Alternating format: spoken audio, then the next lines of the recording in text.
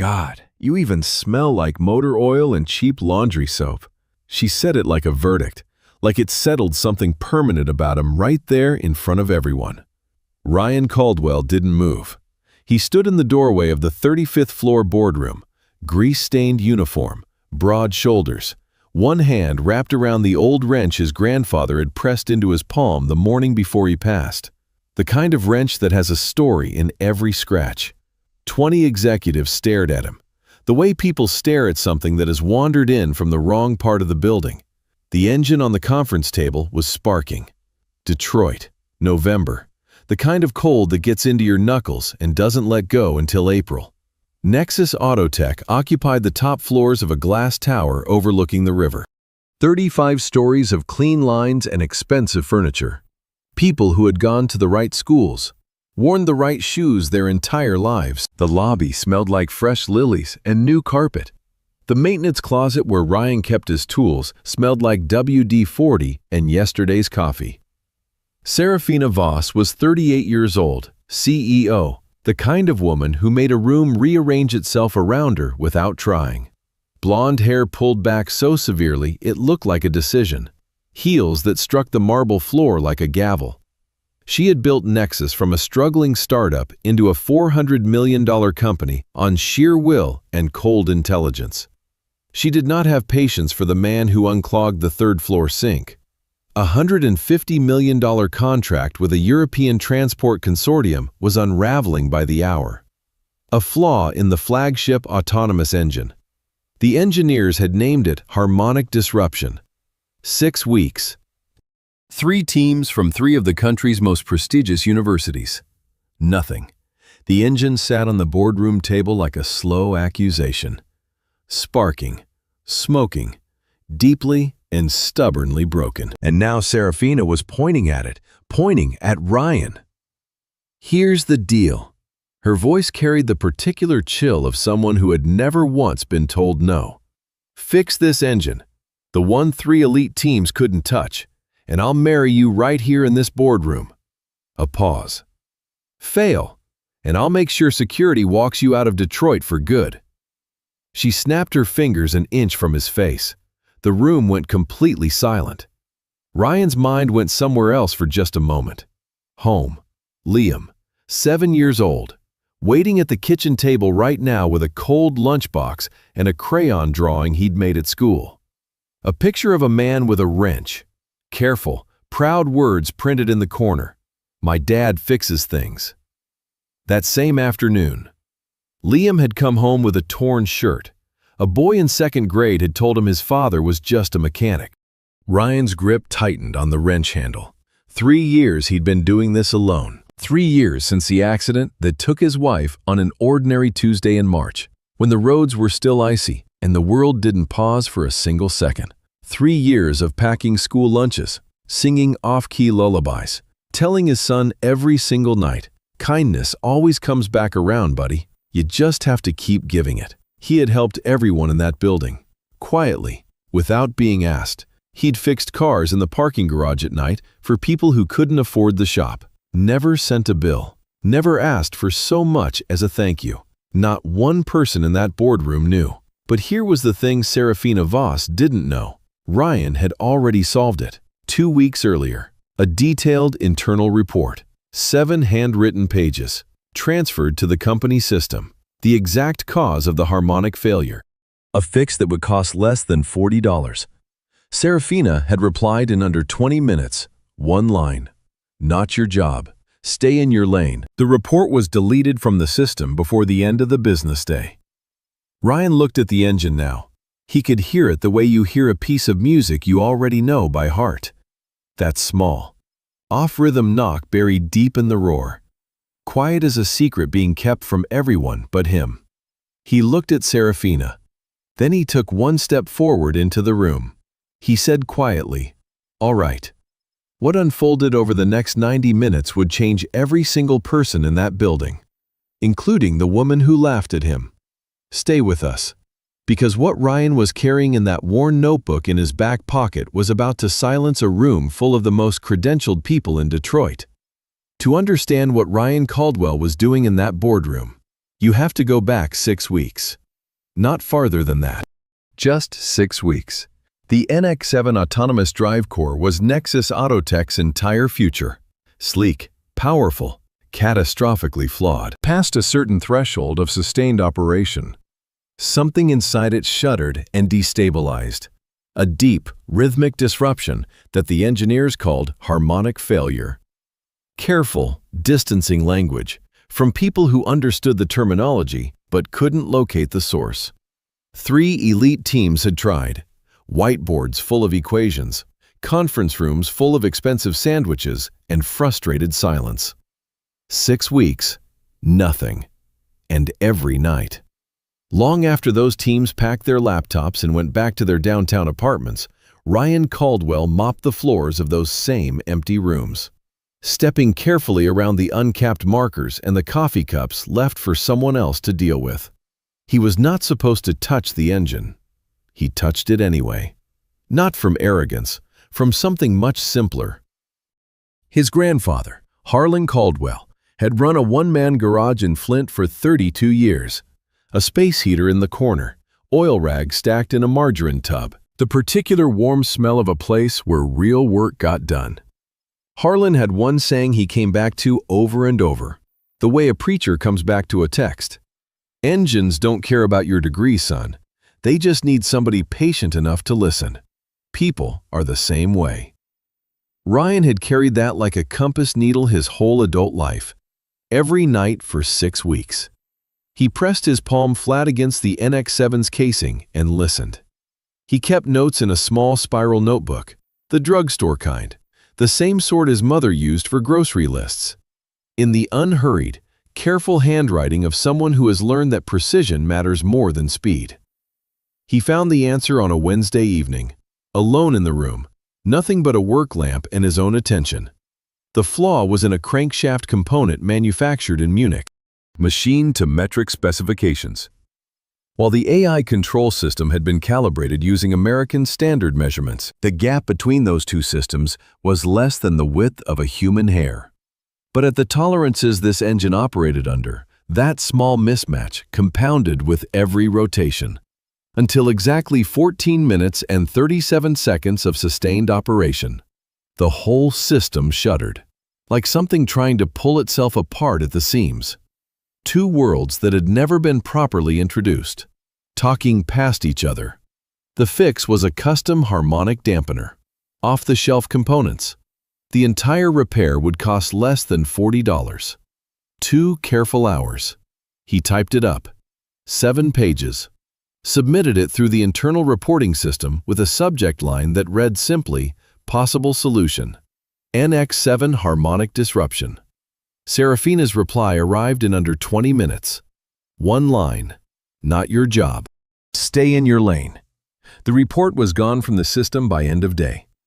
Ryan stood in the maintenance closet, phone in hand, screen going dark. He thought about Liam, about the drawing on the refrigerator door, a crayon wrench, a crayon man, block letters that said, "My dad fixes things." He thought about Harlan's hands, which were never quite clean, even on Sundays. He put his phone in his pocket and went back to mopping the floors. That is exactly the kind of man Ryan Caldwell was. Now, here's the thing about quiet, persistent kindness. It moves through a building the way water moves through old wood, slow, invisible, until one day you realize the whole structure has changed and nobody can say exactly when. In the months he'd worked at Nexus, Ryan had helped more than 30 employees with their vehicles. Parking garages at night, Saturday mornings, cold January lunch breaks. He never announced it, never sent an invoice. When people tried to pay him, he always said the same thing. "Don't worry about it, just something my grandfather taught me. Help when you're able. No need to make a thing of it." He'd fixed a brake line for a woman named Carol from accounting, who'd been crying in the parking structure one morning because she couldn't afford the repair shop and her kids needed school supplies. He'd replaced a water pump for a young engineer named Marcus, who'd just transferred from Atlanta and didn't know a soul in Detroit yet. He'd quietly patched a slow tire for Serafina's personal assistant, twice, without saying a word to anyone. None of them had mentioned any of it to Serafina. Why would they? It was simply kindness. The ordinary, unremarkable kind that doesn't come with a press release.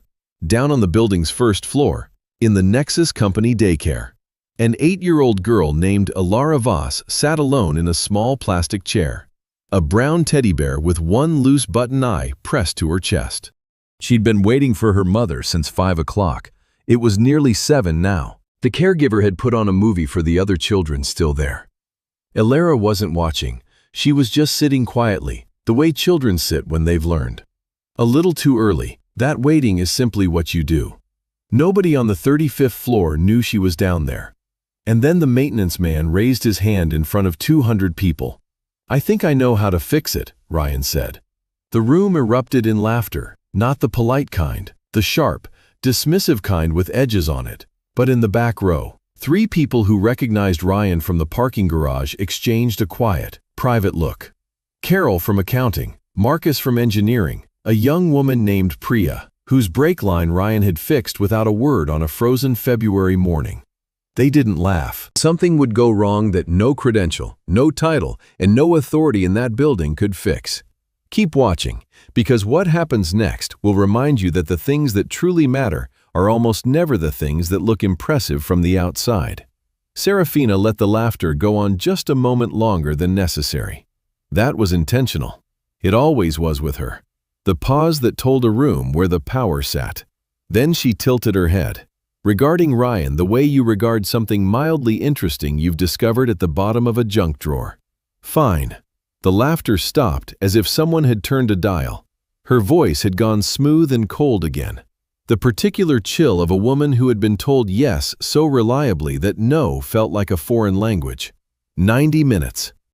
Every employee in this building watches it live, and our investors in Munich are already on the feed.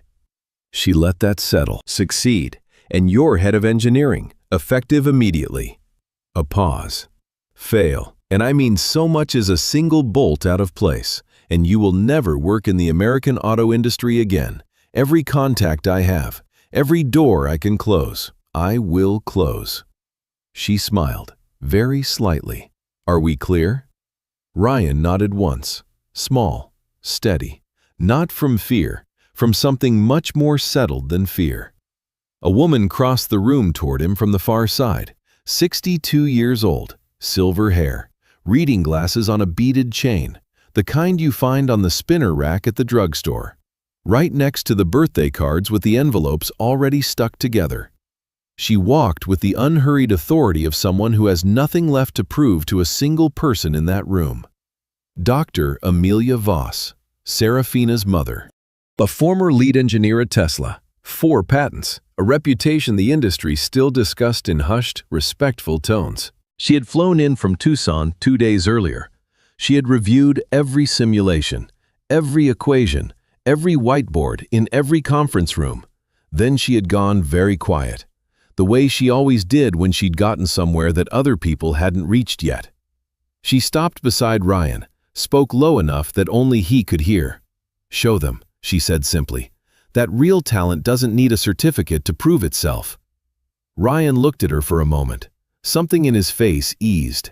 Not relaxed exactly, but settled. The way a person looks when someone they didn't expect finally sees them clearly. He turned to the engine. He placed his palm flat on the casing, closed his eyes. The room hummed with the restless, skeptical energy of 200 people waiting for a man to fail at something publicly. 7 seconds. 8. 9. Someone near the back whispered something. A few people shifted. Then Ryan opened his eyes and reached into his back pocket. The drugstore notebook. 30 pages of handwritten observations, diagrams, measurements. 6 weeks of quiet, solitary work. Documented in the steady hand of someone who took precision seriously. Dr. Amelia leaned in and read 3 lines. Something moved across her face. Not surprise exactly, more like confirmation. She stepped back without a word, giving him room. "The problem," Ryan said calmly, turning to face the room, "is a conversation that was never finished." He found the specific component in under 4 minutes, held it up so the live stream cameras could see it clearly. This part was machined in Munich to metric specifications. The AI control system running this engine was calibrated in American standard measurements. The difference between those two systems, at this component, is smaller than a human hair. He set the part down carefully, but this engine runs at tolerances where that difference multiplies with every rotation. At exactly 14 minutes and 37 seconds, the mismatch reaches a threshold, and the whole system tries to correct itself all at once. The silence in the room was a different quality now, heavier, more serious. "I submitted a report about this 2 weeks ago," Ryan added. He said it without anger, just as a fact, offered plainly. From the live stream monitors, the feed showed the Munich investors leaning forward in their chairs simultaneously. Klaus Reinhardt, silver-haired and unreadable, hands folded on the table, full attention on the screen. Ryan worked the way he always worked, with the concentrated, unhurried focus of a man alone in his own garage on a slow Saturday morning. Methodical, economical, each movement certain. He installed a custom harmonic dampener he had assembled himself from components he'd sourced and paid for on his own time. The total cost of the parts was $37. 40 minutes in, sweat was running down his face. The smell of heated metal filled the boardroom. Someone had quietly opened a window. The live stream counter ticked in the corner of the wall screen. At 51 minutes, Ryan reached into his jacket pocket and took out his phone. He made a video call without breaking the rhythm of his work. Liam answered on the second ring, pajamas already on, bowl of cereal in front of him, the specific cheerful expression of a 7-year-old who has no idea his father is currently doing something that will change the rest of both their lives. "Hey, buddy." Ryan's hands kept moving, steady as ever. "I need to tell you something.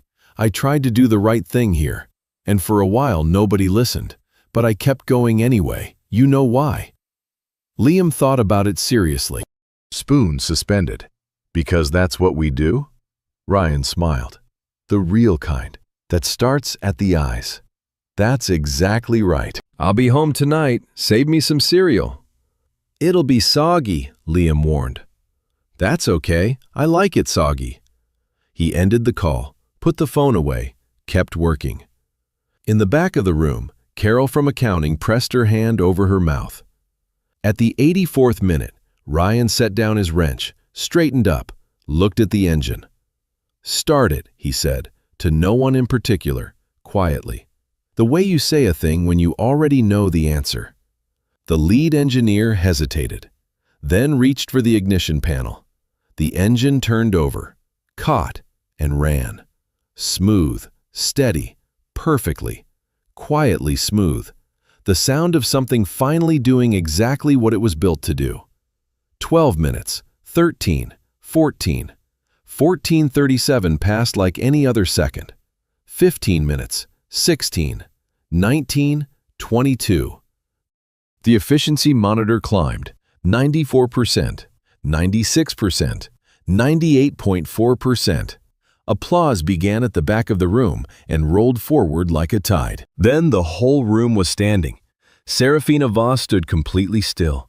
Something moved across her face. Not guilt, not yet, but the first thin fracture in something that had been solid for a very long time.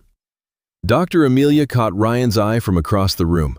She gave him one small nod, the kind that means, "I knew it. I always knew it." But 34 floors below, in a corridor filling with smoke, something had already gone wrong that no one in that boardroom had heard yet. Don't look away, because what Ryan does next has nothing to do with engines, and everything to do with the reason some people simply cannot stop helping, even when life has handed them every excuse to walk away. The applause was still building when the fire alarm went off. Not a test tone, the real kind. Low, insistent, impossible to argue with. The overhead lights shifted to emergency red. The sprinkler system in the corridor beyond the boardroom doors exhaled a fine mist. The wall monitor flickered once, showed static, went dark. The building's intercom cut in, a voltage surge in the lower electrical grid. The engine's final calibration sequence had pulled more power than the auxiliary system was rated to handle. Smoke was rising in the first-floor corridor. Ryan was moving before the announcement finished.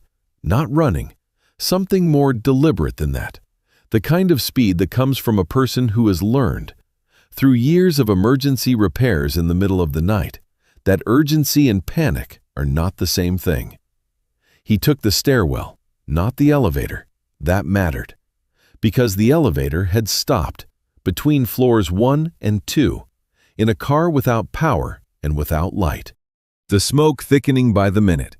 2 people were trapped inside. A young employee named Dana, 3 weeks into her first professional job, still learning the building's layout.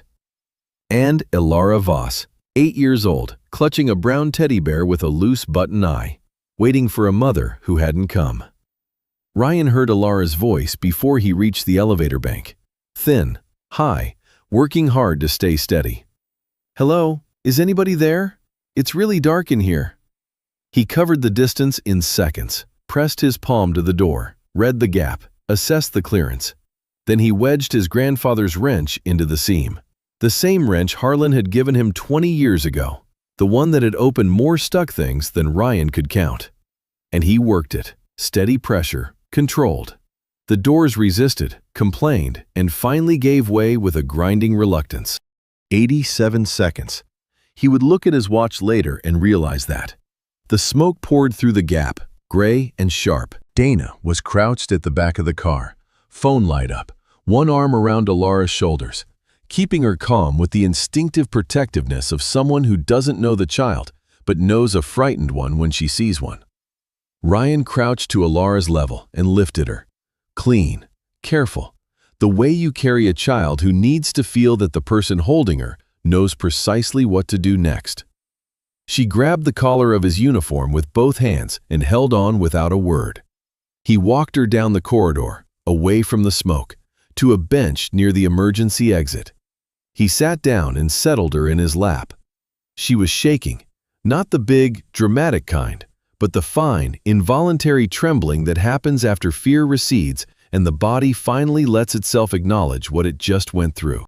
Ryan reached into his jacket pocket and found, without looking, the way parents always know what's in their pockets, a small packet of crackers from Liam's lunchbox. He pressed them into her hands. Then he did the thing that had always worked with Liam when the world felt too large and too close.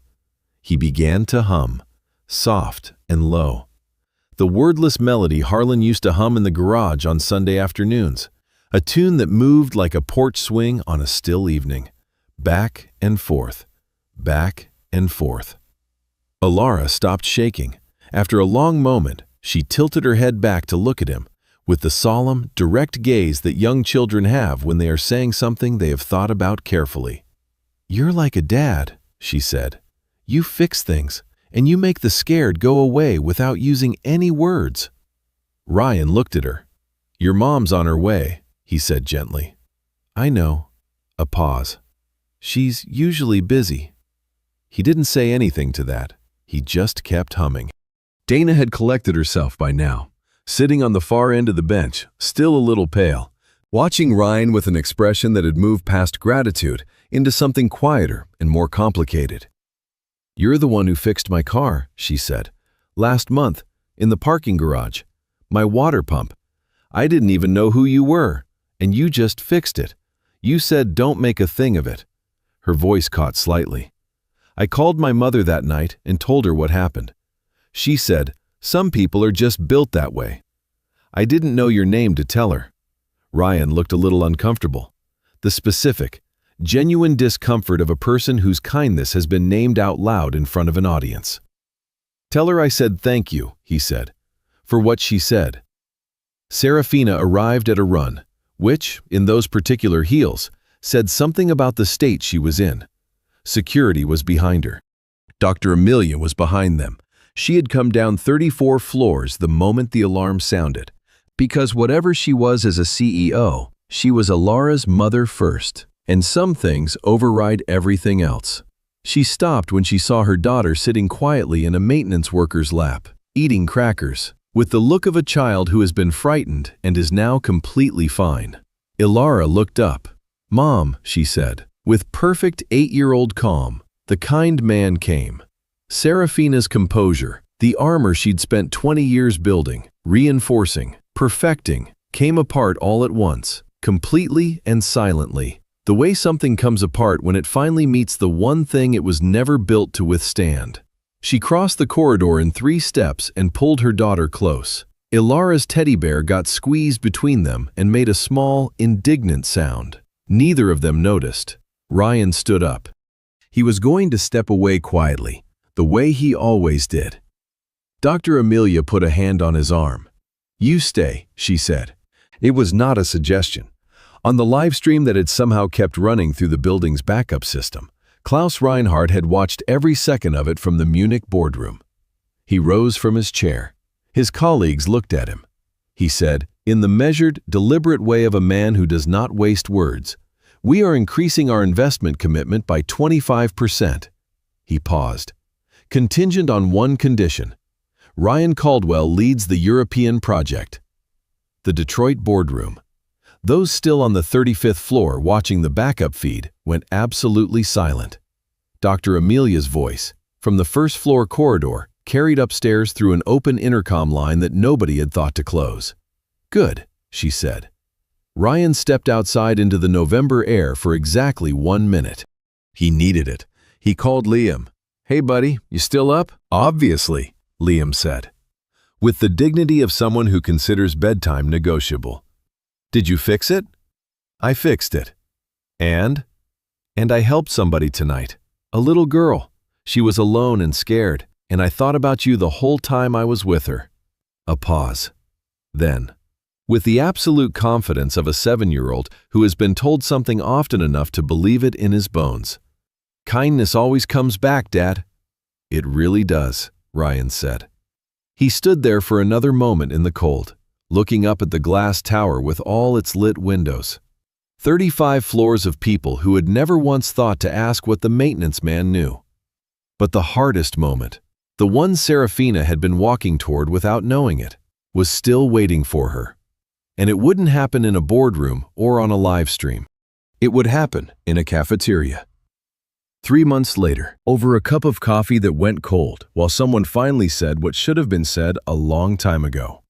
Don't go anywhere, because the next part of this story is about what happens after the extraordinary moment passes.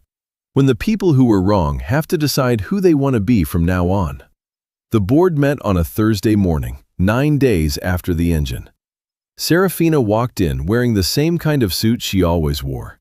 Sharp, perfectly pressed, nothing out of place.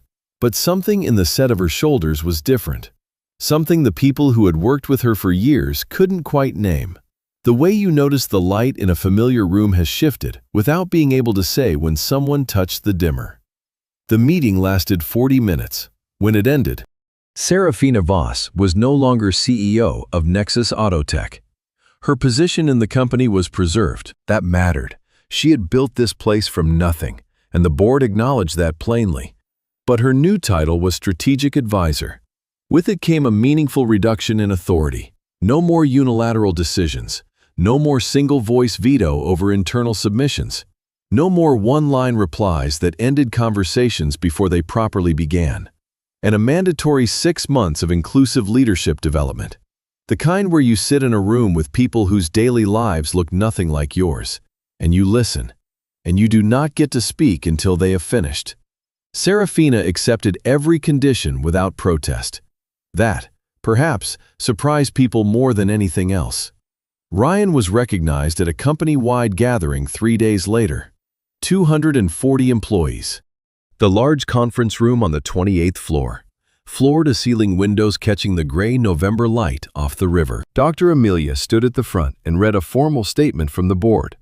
Thanks to a member of our team who listened carefully, helped generously, and persisted quietly, Nexus Autotech has secured the most significant contract in our history.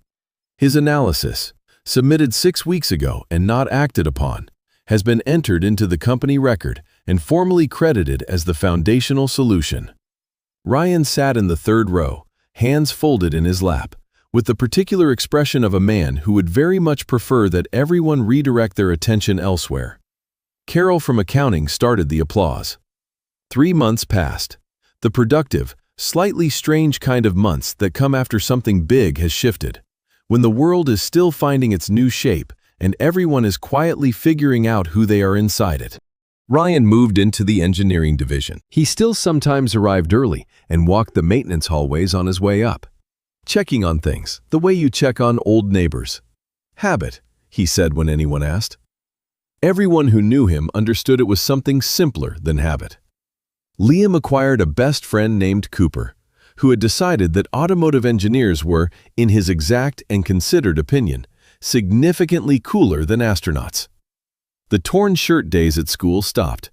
Alara had begun leaving small drawings on Ryan's desk, crayon illustrations of a man with a wrench, labeled in the evolving handwriting of an 8-year-old, the kind man. Then the humming man. Then, one Tuesday that Ryan would remember for the rest of his life, the elevator hero, which he folded carefully and tucked into his wallet next to the photograph of Liam. It was a Tuesday in February when Serafina found him, not in a formal setting, in the company cafeteria, 20 minutes past noon, at a corner table. He was alone, with a sandwich he hadn't started and a cup of coffee that had gone cold while he read something in the spiral notebook, the same one, still the same notebook. She sat down across from him without asking. A long moment passed. She looked at her hands, then she looked up, and her eyes were red. Not the polished exhaustion of someone who works too many hours, but the real kind, the kind that comes from crying in a private room and then walking back out into the world anyway. "I mocked you," she said. Her voice was steady, but just barely. "In front of everyone. I said things about you that I had no right to say, and you were the one who—" She stopped, collected herself, continued. "You saved my daughter." With a wrench, an old song, and a packet of crackers from your son's lunchbox, while I was upstairs being everything I had trained myself to be. She shook her head, slow. "I don't know how you apologize for something like that." Ryan was quiet for a moment. He closed the notebook. "You don't owe me an apology," he said, and he meant it. Not generously, not magnanimously, just as plain truth. "I didn't help Alara to make a point, or to settle a score, or because I had something to prove. I helped her because she was a little girl who was scared and alone, and that was the only reason I needed." He picked up his coffee, cold by now, the way cafeteria coffee always ends up when you've been thinking too hard to drink it, and wrapped both hands around the mug out of old habit. "My grandfather used to say, don't judge a person by what they're doing right now. Look at what's in their heart. That goes for you the same as anyone else. You're still figuring things out. Most people are. You're still figuring things out. Most people are." Serafina looked at him for a long time. Then she cried. Not the composed, private kind from earlier, the full kind. At a cafeteria table, in the middle of an ordinary Tuesday, in front of a man she had publicly humiliated with a room full of witnesses. Her expensive mascara being completely unhelpful. Ryan didn't look away. He didn't say it's okay or please don't. Those phrases that slide right off grief without touching it. He just stayed present with her in it. The way a person does when they understand that certain moments need to be felt all the way through before they can be set down. After a while, she wiped her face with a paper napkin and sat up a little straighter. "Alara hums now," she said, quieter. "At bedtime. The melody you were humming in the corridor." A pause. "She told me it's the song that means you're safe now." Ryan smiled at that, small and genuine. "Good melody for a kid to have," he said. The company posted a new policy the following week. 4 paragraphs, plain language. The center of it was this: every team member's voice, from night shift maintenance staff to the executive suite, must be documented, reviewed, and genuinely considered. Because the solution that saves this company may come from anywhere. Several people noted privately that it was the most consequential 4 paragraphs the company had ever written. It was framed and hung in the main lobby, near the elevator bank, just above the spot where a pair of doors had been pried open with a $37 repair kit and 12 years of a grandfather's faith in a grandson. But the story wasn't quite finished. Because 6 months later, Something happened in the factory overseas that nobody had predicted, and it started with a 7-year-old boy sprinting across a factory floor toward his father. Stay with us, we're almost at the end. And this ending is the kind that makes you want to put down the phone and call someone you love. Munich, Germany, June. The kind of morning that makes you believe summer is permanent. Long light slanting through tall windows. Cool air that hasn't decided yet whether to stay. The smell of something green coming in off the street. Ryan stood on the observation platform of the Reinhardt Mobility Facility, watching the test floor below. 12 autonomous transport vehicles. NX7 engines in every one. Moving in slow, measured arcs across the track. Smooth, quiet, perfectly calibrated. They ran exactly the way he had heard them running in his mind. On all those nights alone in the empty boardroom, one hand on the casing, listening. He had been in Munich for 3 weeks. He missed Liam with the specific physical weight of a parent separated from a child, the way a house sounds different when a 7-year-old isn't in it, even when that 7-year-old has never once been quiet. But Liam was arriving today. He heard him before he saw him, that particular sound of small sneakers on a polished factory floor. The barely controlled half-run of a child who has been waiting a very long time and has run out of patience for appearing composed. Then Liam burst through the observation room door and crossed the platform in approximately 4 steps and launched himself at his father with the full, unself-conscious force of a boy who has decided dignity can wait. Ryan caught him, held him, pressed his face into the top of his son's hair for a long, quiet moment. "You smell like the airplane," he said finally. "You smell like motor oil," Liam said, with deep satisfaction. "You were working." "I was."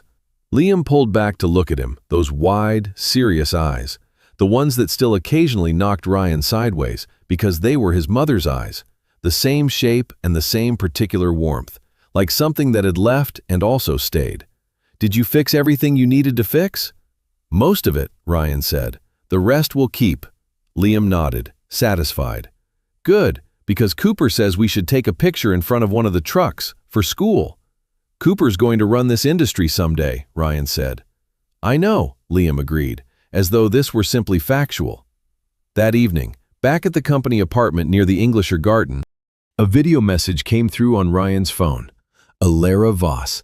She had propped her mother's phone on a stack of hardcover books to get the angle right. She was wearing her school uniform, and it was clear she had prepared remarks. You could tell because she kept glancing slightly down and to the left. The way people do when they've written notes on paper and are trying to look spontaneous while also not forgetting anything important. "Dear Mr. Ryan," she began, very formally. Then she seemed to remember she was talking to the humming man, and her shoulders relaxed a little. "Thank you for saving me in the elevator, and for the crackers, and for the song." A pause. "I taught the song to Buttons." She held up the brown teddy bear, the one with the loose button eye, re-sewn now, neat and secure. "He knows all of it." Another pause, the kind where a child is deciding whether to say the next thing. "Mom is different now. She asks me how my day was when I get home. And she actually listens to the whole thing, even the parts about what happened at lunch." A small, observant pause. That's new. She glanced down at her notes one more time, then back up. "I think you fixed more than the engine," she said. "Kindness is the best thing." She considered this conclusion. Buttons agrees. Ryan watched the video 3 times that evening. He would watch it many more times over the years. In hotel rooms, on long flights, on the occasional night when the particular kind of quiet that lives inside a good and full life made itself felt unexpectedly. It always helped, every single time. That night, Ryan and Liam sat on the front steps of the apartment building while the city made its evening sounds around them. The last of the light going long and warm and golden the way June light does when it is finally ready to go. Liam had his crayons out, working on a drawing with the focused, unhurried concentration of someone who takes their art seriously. Ryan leaned over to look, a man with a wrench, a boy standing next to him, and surrounding them both, a large circle of small figures. People, each one distinct. A woman with curly hair, a tall young man, a girl in a doorway, a woman with reading glasses on a chain, a small blonde figure that Liam had given a noticeably friendlier expression than strict historical accuracy might have required. "Who's everyone?" Ryan asked. Liam didn't look up from his coloring. "Everybody you helped," he said simply. "I couldn't fit all of them, so I just did some." Ryan looked at the drawing for a long time. Outside, a street lamp came on, somewhere nearby. A church bell counted out the hour in that unhurried, certain way old bells do, as if time is not something to be anxious about, only something to be spent wisely. This story teaches us 3 things worth writing down, not on a sticky note, but in the good notebook, the one you keep in the kitchen drawer next to the church bulletin. First, the help you give quietly. The car you help jumpstart in a February parking lot. The casserole you leave on a neighbor's porch without knocking. It doesn't disappear, it circulates. Sometimes it comes back to you directly. More often, it keeps moving, touching people you'll never meet. Second, if you've been sitting on something useful, a skill, an observation, an offer of help, and someone dismissed it once, offer it again. Ryan submitted that report a second time. That second time changed everything. Third, this week, do one small thing for someone without mentioning it afterward. Fix the thing, leave the dish. Hum the song, then let it go. That's the whole practice. So here is a question, and we mean it the way a good neighbor means something when she leans across the porch rail on a quiet evening. The sprinklers just starting up, the fireflies just beginning. Have you ever been passed over because of where you were in life, rather than who you actually are? Have you ever helped someone quietly, fixed something, showed up, stayed longer than you had to, and wondered whether it mattered at all? It mattered. This story was written by a human, with AI as a companion. It came from a very simple wish, to awaken the lingering goodness in every heart, and to gently remind us that no matter how bumpy life gets, there are always beautiful moments and small miracles quietly waiting for us to open our hearts and embrace them.